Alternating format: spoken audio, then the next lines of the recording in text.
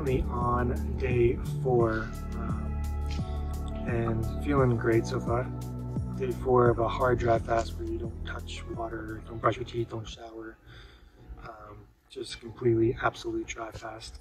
You do that because obviously you're using endogenous nutrition and you're using dehydration to your benefit for your body to work internally to find moisture, and it'll cleanse your entire body, the lymphatic system, your blood, and your skin. So anything that might be kind of lingering in your body, any parasites kind of go along with that. Your body will use those parasites.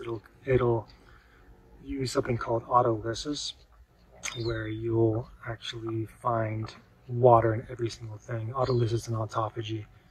Autolysis is pretty much the process of, like, you know how like an onion, if you leave it like laying around, it'll start growing another onion within that onion, and the onion will actually, the new baby onion will eat the onion that was existing before that for the sake of its own life. So it's kind of using cells and fungus and parasites to build a new life off of. Anyway, yeah, everything's going great. No dizziness, no nothing, and just kind of chugging along. I have my voice still, which is kind of cool. I went out to one kind of obstacle you guys might actually face is, if you were to ever undertake this dry fasting experience, is your friends and family will not understand why you're doing it. But if you've exhausted every single other medicine, every single other antibiotic, every modality of like food fasting, doing an alkaline diet, dry fasting really is the most ancient mechanism to heal yourself, and it's been forgotten. I'm not sure why. The information has been buried, but I mean, it's profoundly powerful. You can get benefits even off of just doing a 24-hour dry fast. But yeah, I went out to Guatemala to get away from friends and family so that I can focus on myself and dedicate the essential amount of time to really get a complete detoxification. So yeah, this is kind of like, I'd rather be in paradise while I'm starving myself. So here is the view that I usually look at every single day. It's a cool little mountain right there.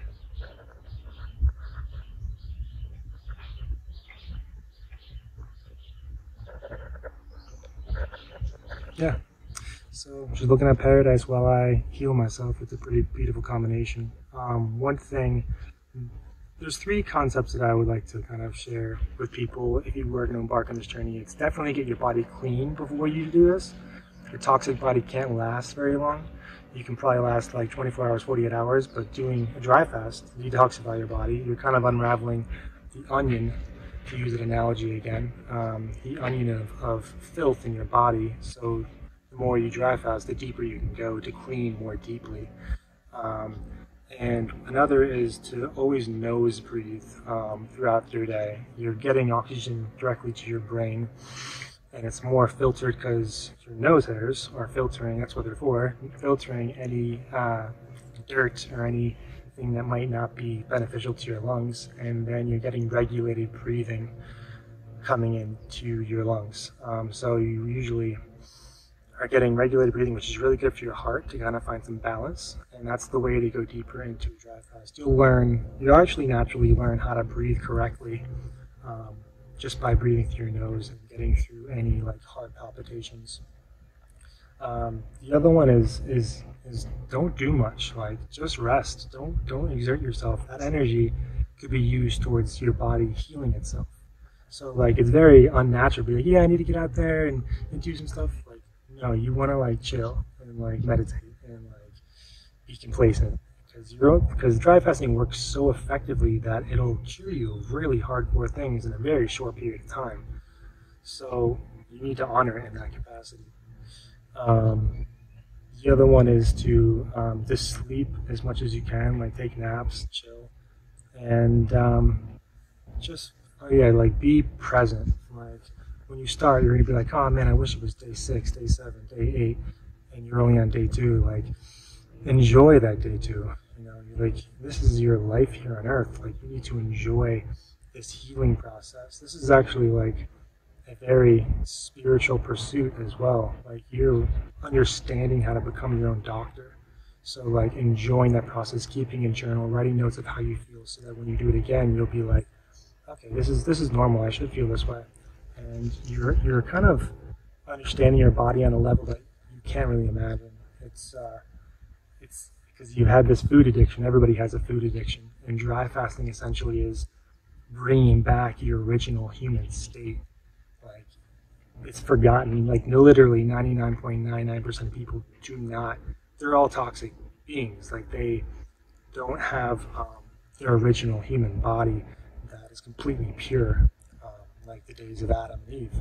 Like, you have, since those days, the generations have acquired like microorganisms and parasites that have actually been passed through, family to family, and people are like, oh, that's just in my family, it's genetic. This, it's the parasites is what is genetic. You're passing it along through the baby, and then the next generation, it wants to live as long as possible.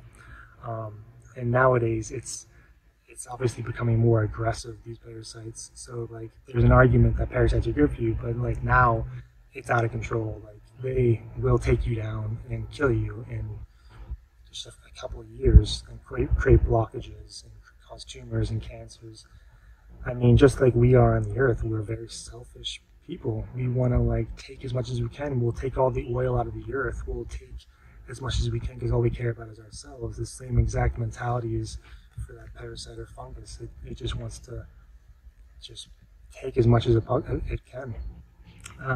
So if you're dealing with one of those, I've exhausted all other modalities to heal myself, and I've put a good effort into it, and I found that dry fasting is definitely the way to get me as close to a cure as I possibly can, and I truly believe that that's the way to completely eradicate anything, like any autoimmune issue that you think that your body's attacking itself, which is completely, it's completely bullcrap.